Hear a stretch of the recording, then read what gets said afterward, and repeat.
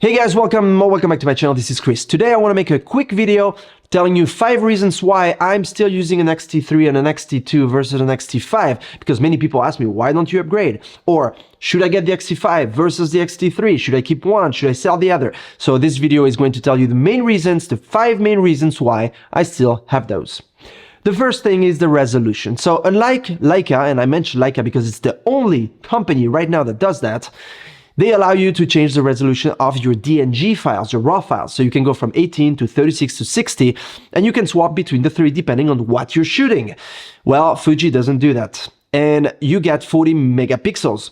Do you actually need a resolution of 40 megapixels? That's the question, because it is the same amount of space on that APS-C sensor, but they crammed in more megapixels.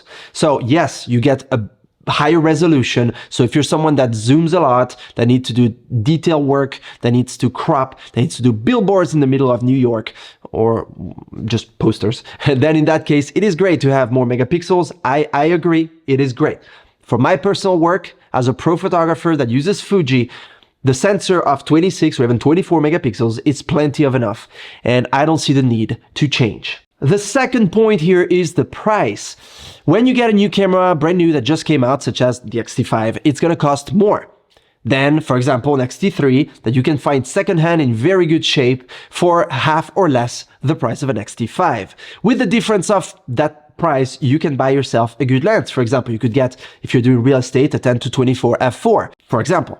Or you could get a 23mm f2 or f1.4 if you like to shoot street photography or, everyday life photos, or a 56 and so on. So there is something also to consider in terms of pricing. And that brings me to the next point number 3, and it's the storage needed. You will have to up your storage. You will have to have bigger SD cards, probably because we're up to 40% higher resolution, which means that you're going to have higher size files. That's math. You also will need to have more storage on your computer. You will have to have a computer that processes those files. And maybe your computer that was just making it with 26 megapixels is going to have a hard time with 40. So that's again a question to ask yourself. Are you ready to upgrade your storage, maybe upgrade your computer, and potentially the time you spend in front of it, because it takes a little longer to change to have a better resolution in terms of megapixels. Point number 4 is your lenses. In order to use fully that sensor, they optimized the latest lenses, and usually it's the ones, that have the little button on the aperture ring that you can click on to lock it. Those are normally optimized to use the full potential of that sensor. Now, if you own the old lenses, like I like to call them old, because I still use them, so I don't really care, and I don't consider them old. The quality is absolutely impeccable. But otherwise, you will have to change those to buy the new ones.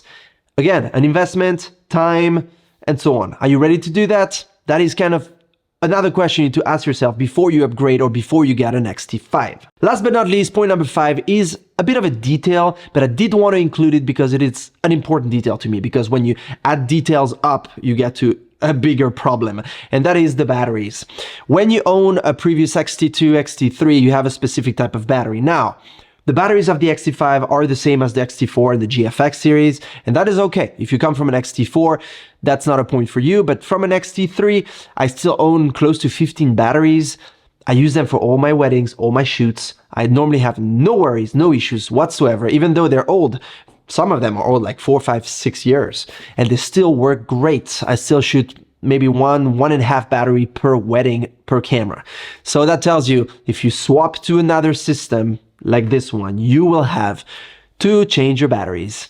That covers the main reasons why I decided to keep my X-T3 still now and not to change for the X-T5. Maybe you have different reasons. Maybe you're trying to decide. Let me know in the comment section below if you own an X-T5, if you change from an X-T2 or an X-T3 to the X-T5, what are the reasons? And until my next video, which is going to be really exciting, take care, and I see you soon. Cheers.